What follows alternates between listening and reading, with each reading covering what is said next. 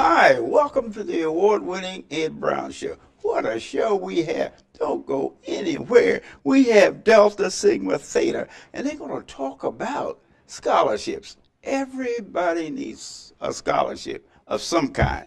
Okay, we have Mrs. Moore and Mrs. Bennett here from the organization. Now, tell us a little bit about how you all got involved, and I know a lot of people out there want to know how they can get involved with you. Oh, awesome. So thank you for having us. I am the first vice president of the Fort Washington chapter of Delta Sigma Theta sorority, and we are here to promote a fundraiser that we are having on Sunday, November 1st, which would help us to award scholarships to deserving high school students in the Southern Prince George's and Charles counties in Maryland. To date, we have awarded over $270,000 in scholarship. Congratulations. Yes, thank you. Right. Fantastic.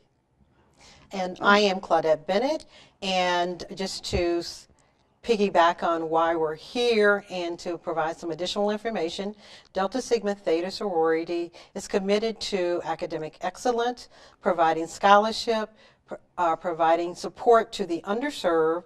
Also, we're committed to advocacy for positive public policy and bringing about international awareness. And the program that we're having on November 1st also provides funds for supporting our community-based programs and initiatives as from the chapter. Excellent again. Thank you. And there was something, too, that you're celebrating, like a 100th birthday or something. What is it? Oh, so this past January, actually, we celebrated our 102nd anniversary of the sorority. So in 1913, the sorority Delta Sigma Theta was actually founded. And this past January, we celebrated our 102nd anniversary. What a time. Another congratulations. Yes, That's three indeed. already. Right, absolutely. It's an amazing time in the chapter and in the life of the sorority as well. Mm-hmm. Well, okay, well, tell us a little bit about how this program works, how a person get involved in it. I know a lot of people want to know, when you talk scholarship, you know, that's saving pocket money. Well, the unveiling will occur on November the 1st at 3:00 p.m. at the Washington Harbor in Northwest Washington, D.C. Our chapter and the Coalition for Stronger Communities partnered with Larry Pancho Brown, a nationally renowned artist from Baltimore, Maryland, to do a commission piece for us. And on that Sunday, November the 1st, is when we will in fact do the unveiling of the piece that focuses on community, heritage, and service. There will be a reception, and persons can go to Eventbrite and they can order the reception ticket, and they can also purchase the unlimited art piece at that time. Yes, is that right? Now, when you say art piece, give me a little more information about that. What type of art are you talking about? So the artist we selected, Larry Pancho Brown, Yes. the foundation. Brown is a good name. Yeah, how about that? It is, isn't it? The Coalition for Stronger Communities and the Fort Washington chapter selected Larry Pancho Brown to commission to do an art piece for us, which would signify community, heritage, and service. That is the piece that we will be unveiling as part of our fundraiser. The proceeds from our fundraiser actually would go towards to support of our community programs and the scholarships as well. To get involved, actually, as Claudette has said, you would just have to come down to attend with us at the reception, and also to purchase a piece of art. Good. Okay, well, tell us a little bit about the actual programming as far as the scholarship, the different areas that you're going to cover. Do you have a limitation? Please take it. So the Fort Washington chapter actually services the areas of Southern Prince George's County and Charles counties. We have a number of community programs, which also includes our scholarships, but our community programs include seniors. Seniors. Seniors number one. Yes, yes. I'm hoping to be there too one day. Yeah, right. Seniors, we have an extensive program for our youth. The program for our male students is called Embody. Right. The program for our young ladies is Delta Academy and Delta Gyms. So there is an extensive year-long program that our volunteers, the organization, the members of our organization are entirely volunteers. So we have an extensive program that is run for the whole year that supports the development of our youth, male and female. And we also have an economic development component as well, too. That sounds good. Let's hear about that economic development. You know, that's key. It is key, and it is important that not only do our students, but the community and our chapter members at whole understand the fundamentals of budgeting. How to balance your checkbook. What is a budget? How do you open up a savings account? So these are some of the programs that we also offer to the community as well as to the chapter members. Now, how do young people get involved in that business program? I mean, just what's the procedure?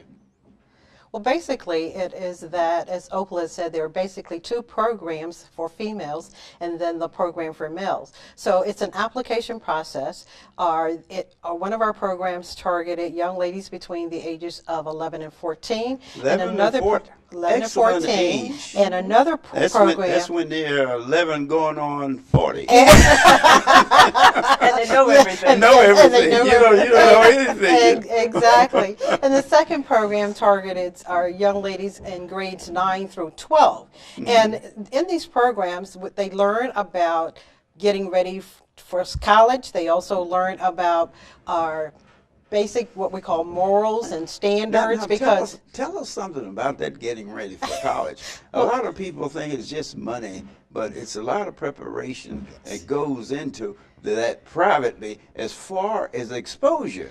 It really is, in that you have to have a mindset in terms of being able to get ready to go to college. So we talk about the need for independence. We also talk about the need to be able to discern, once you get to college, what is best for you. Right. Because there are so many things that are available on college campuses, but when our young ladies are taught and we reinforce the values that they're taught at home, then it makes it easier for them to make that transition from leaving home to going out and being independent. And as Opal said, in terms of our economic component piece, that's where it is important for them to be able to stick to their budget, for them to be able to plan how they're going to spend their monies over the weekends, because there are a number of opportunities that are on college campuses always that our young ladies and young men can become involved in, and we try and steer them by preparing them to think about the fact that you have to study. So we teach them study habits, and we mentor them in terms of, okay, once you get to campus, if you're having problems, there are some persons who can help you. So we encourage them and we mentor them and we stay in contact with them so that we're promoting them, helping them to be the best that they can be. Yeah, now that mentoring is so very important. You know, you can tell a youngster how things are done and that type of thing. But when you have someone that's mentoring them, the exposure that they can, because it sometimes involves changing the major. Exactly. You know, because I had my my grandson. You know, he wanted to be an animal doctor. You know, and then his father got him a job on the weekend working, and he worked about 2 weeks. You know, he said, "I think I want to be." He changed his mind. Yeah. He changed his mind because of the fact that he had that exposure, and the mentoring it's good for you to sit back and talk about it, you know. But see, I'm a great supporter of the junior college because it gives the youngsters an opportunity for exposure to that environment. Correct. And once they get in the environment, they say, wait a minute, something's wrong here. In the books, they say, you know, we party and we do this, you know, but I got here and I'm working all the time. Where is this? What's going on here? Where is this other part of college life? And Because people's idea about college life varies. is see? Yes, different. and that's why it's so important that when we are meeting with our young ladies and our young men, so we tell them the reality of college. Right. Partying is only one component of college, but remember the reason that they're going to college is to get an education. And in Exactly. getting that education, they also must be mindful of the fact that someone is paying for it. So, Yeah. so it's Pocketbook. important. It's important for them to decide and to realize that if they change their major, there may be additional years or semesters that they may have to stay on the college campus or Now in the one thing institution. is so very important that people talk about, mentoring, doing things. What about volunteering? How do you go about that? We sit back and we criticize the system, but what have we as graduates from that environment done to help the youngsters? Volunteering. You need people. They need to pass it down. Yes. You know what I mean? And So that is something that we do as well too. So as I said, our membership is comprised entirely of volunteers. So all of the work that we do is strictly by volunteer. So anyone interested can call in and help you with this program coming up in November, right? Correct. Correct. Yes. Yeah. Yes. You need volunteers for this We need program. not only volunteers, but we also need supporters to come in and support the program as well too. The fundraiser as well. The So, fundraiser. Yes, the fundraiser. Right, Yes, that's right, correct. Yes. right. But the volunteers you were inquiring about, the youth that we work with, we do encourage them, and plus they see us too, to volunteer their time. So when we have different programs such as Adopt a Road, or if we have a No More Hurt domestic violence piece, some of the students that come to that particular event may get community service hours. So they are encouraged to volunteer, and they actually see us volunteering as well. Well, too. how do you get the university to work with you with the mentoring? The mentoring comes from private industry. Where they actually, private industry gives the youngster an opportunity, like I was saying about the animal doctor, to get in that environment. Do you have a program in which they volunteer to do that? We actually do not have a program on individual campuses. As Claudette has mentioned, we do stay in touch with our scholarship winners. So we do offer feedback from them. We provide them support. So Good. continue to provide them with mentoring opportunities. So there was always chances for them to come back and talk with us. That's the idea. Once they are in the scholarship program, they are required to come back and tell their fellow students, say, this is what you have to do, and this is the way the program, and I was part of the program, and it's a great program, and I'm an example of it. Right. And we do have some of our scholarship recipients who come back or they send us letters throughout the year saying thank you for the opportunity, thank you for the preparation that the investment Good. that we made for them or Right. with them. Right. That's so very important, because they hear from the professors and all of those people along the line, but they want to hear from individuals that's been in the program Right. and say, hey, Absolutely. look, this is the way it works, but, there's some things that they didn't tell you about that you got to do Absolutely. once you get there, Right. So I think that's so very important. And I like to say that the idea of the mentoring, the idea of the scholarship is just tremendous. This is what we need more of. And I'm asking you out there, hey, look, volunteer for something. You got all that knowledge and everything. Come on out, stop cutting the grass. And they have a big program coming here in November. If you want to do it, come on out, you sit there and cut that grass and paint and everything with all that knowledge up there. This has been Ed Brown. Hey, look, no smoking. We got Dr. O'Hara. He's going to tell you how good it is not to smoke. See you in a second.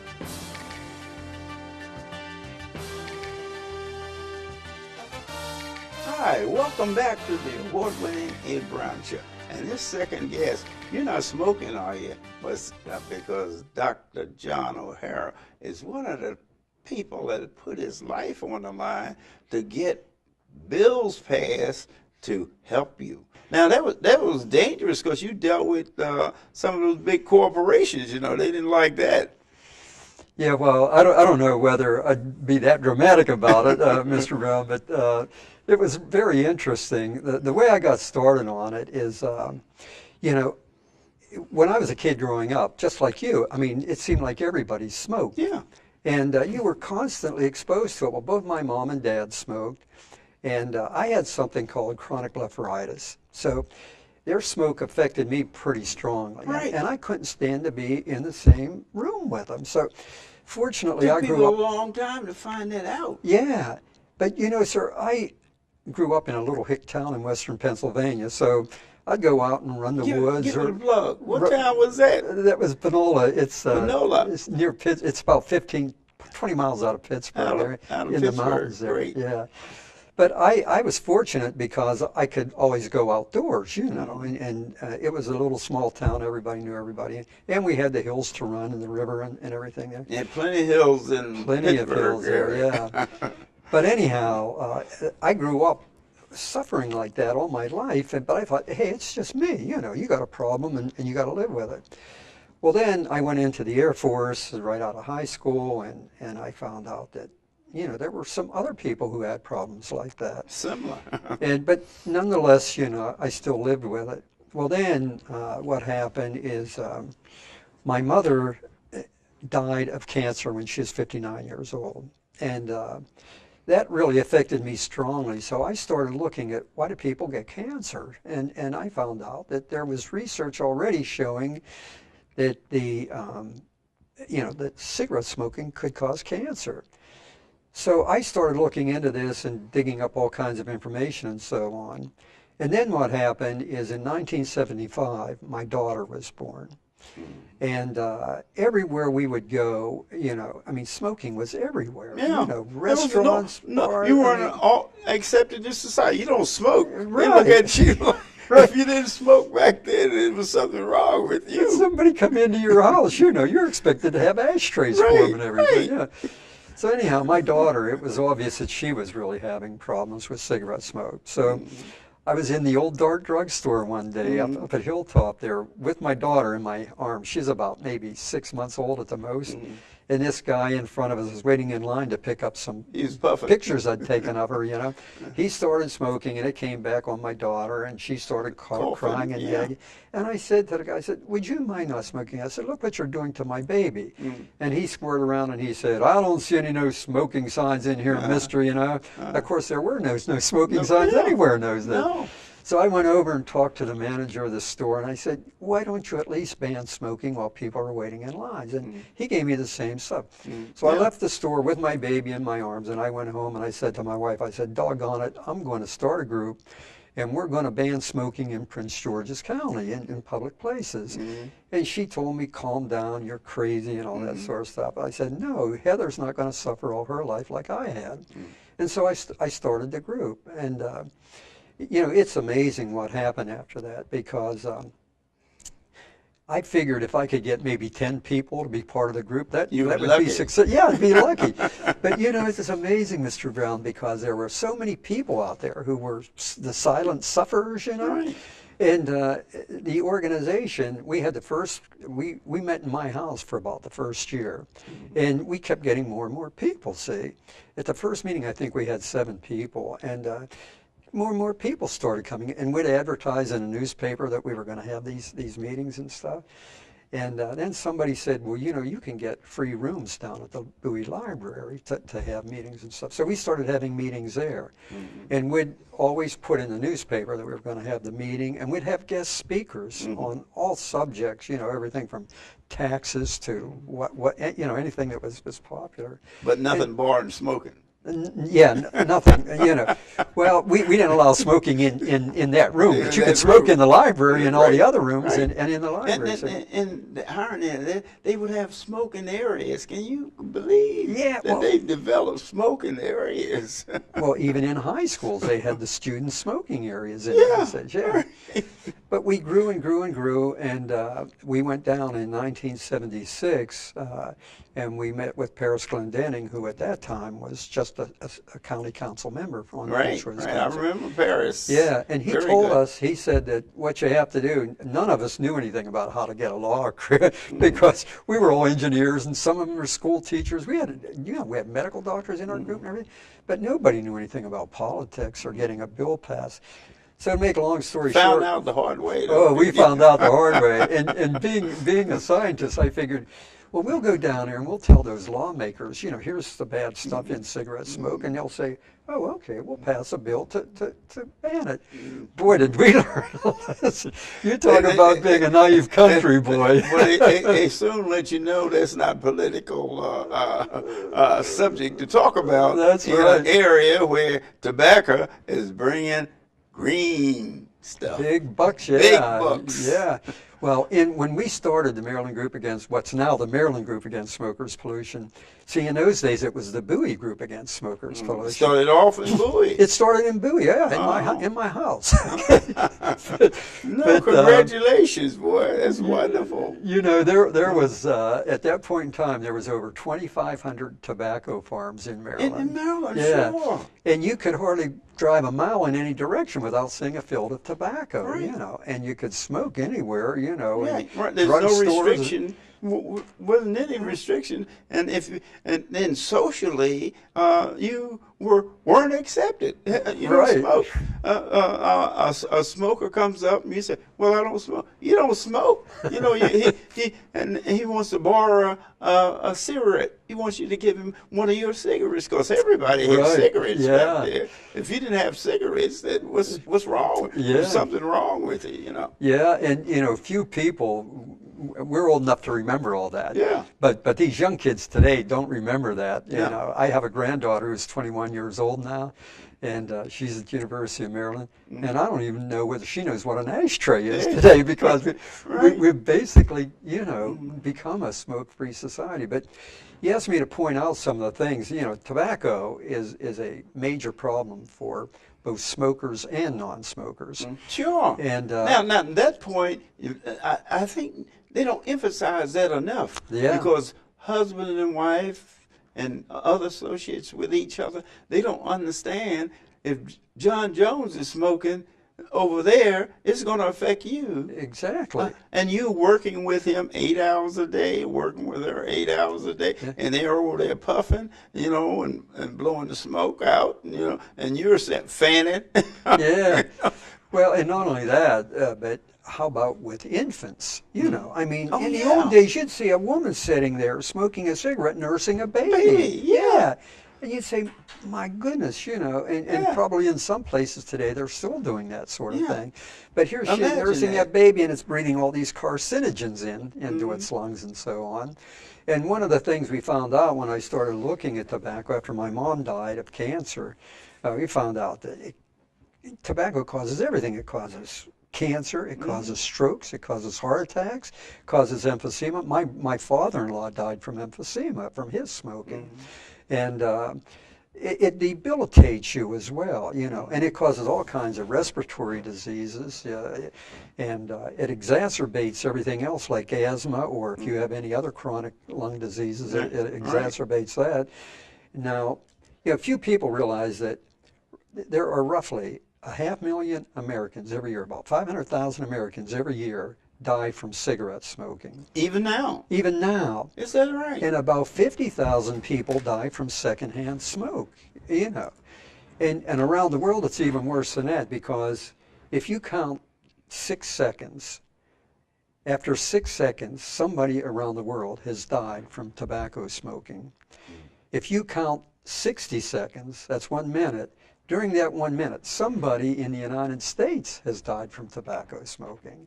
And that's the absolutely incredible thing, that the magnitude of the deaths in this country, and that's people dying. But also, like my father, he had 3 successive strokes.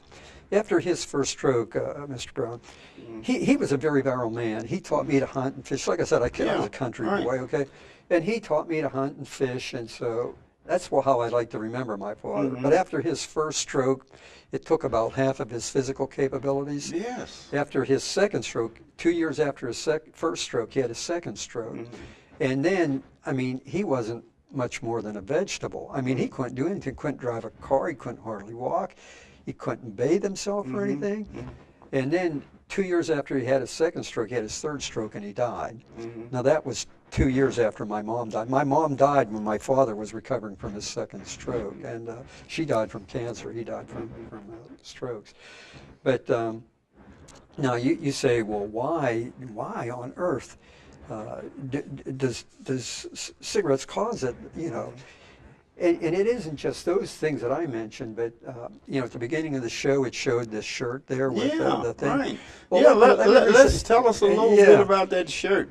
That shirt was shown there. Those facts people don't realize it's still happening. It's still happening. Yeah. That shirt shows that if you look back, oh, there's the shirt up there now. Yeah. And the red part shows the people who die due to cigarette smoking.